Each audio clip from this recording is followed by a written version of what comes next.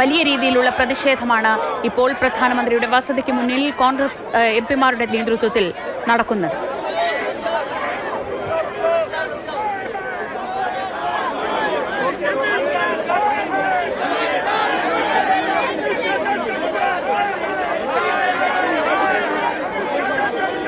Kodikunnil Suresh M P, PC Vishnunath തുടങ്ങിയവരെ അവിടെ നിന്ന് കസ്റ്റഡിയിലെടുത്ത് നീക്കി എന്ന വിവരങ്ങൾ നേരത്തെ തന്നെ വരുന്നുണ്ടായിരുന്നു. എംപിമാരുടെ നേതൃത്വത്തിൽ അവിടെ വലിയ രീതിയിലുള്ള ഒരു പ്രതിഷേധം തുടരുകയാണ്.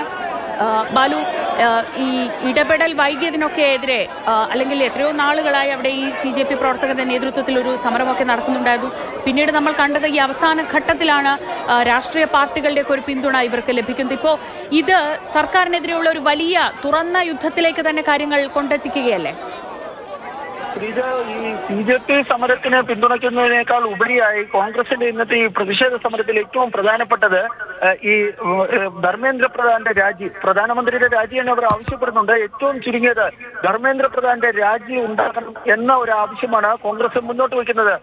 ഈ ധർമ്മേന്ദ്ര പ്രധാന്റെ വിഷയത്തിൽ BJPയും കേന്ദ്ര സർക്കാരും ശക്തമായ പ്രതിരോധത്തിലാണ് എന്ന ഒരു വിലയിരുത്തലാണ് പൊതുവെ ഈ കോൺഗ്രസിനും മറ്റുമുള്ളത്. കാരണം കഴിഞ്ഞ ദിവസങ്ങളിൽ CJP നടത്തിയ സമരത്തിന് ഈ ലഭിക്കുന്ന ജനപിന്തുണ വെച്ച് നോക്കുമ്പോൾ സ്വാഭാവികമായും ജനപിന്തുണ ലഭിക്കുന്നുണ്ട് എന്നും അതുകൊണ്ട് തന്നെ ധർമ്മേന്ദ്ര പ്രധാനെ ഏതെങ്കിലും ഒരു ഘട്ടത്തിൽ BJPക്ക് പ്രധാനമന്ത്രിക്കും കൈവിടേണ്ടി വരുമെന്നുമാണ് കോൺഗ്രസ് വിലയിരുത്തുന്നത്.